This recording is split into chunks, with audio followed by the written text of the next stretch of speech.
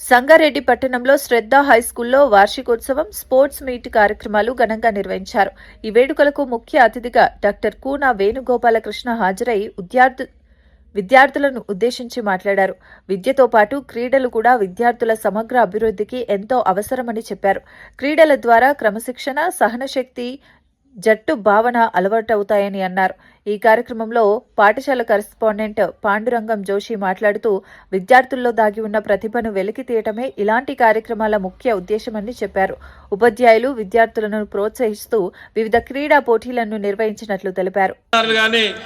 మీరు ఇక్కడ నృత్యం చేస్తుంటే, అక్కడ కొరియోగ్రాఫర్ ఆడుతుంటే, ఆ పిల్లలు ఊపుతుంటే ఎంత అద్భుతం అంటే అక్కడ ఉన్నటువంటి తల్లిదండ్రులు అందరూ కూడా వాళ్ళు ఈ మధ్యలో ఏమంటే ఈ సమయంలో ఏం చేస్తారంటే చాలా మంది అమ్మలు కానీ వాళ్ళందరూ కూడా సీరియల్ చూసే సమయం అవన్నీ పక్కకు పెట్టి మీ పిల్లలు అద్భుతమైనటువంటి విన్యాసం చూస్తే, సీరియల్ చూస్తే అప్పటిపూర్తికి ఆనందం అనిపిస్తుండొచ్చేమో కానీ మీ చిన్నారులు చేసే నృత్యము జీవితాంతం జ్ఞాపకం పడేటువంటి అద్భుతమైనటువంటి ఆనంద భాష్పాలు ఇచ్చినటువంటి మీ చిన్నారులకు నేను హృదయపూర్వకమైనటువంటి ధన్యవాదాలు తెలియజేసుకుంటున్న విషయాన్ని కూడా మరొకసారి మీకు అందరూ కూడా హృదయపూర్వకంగా తెలియజేస్తున్నాం.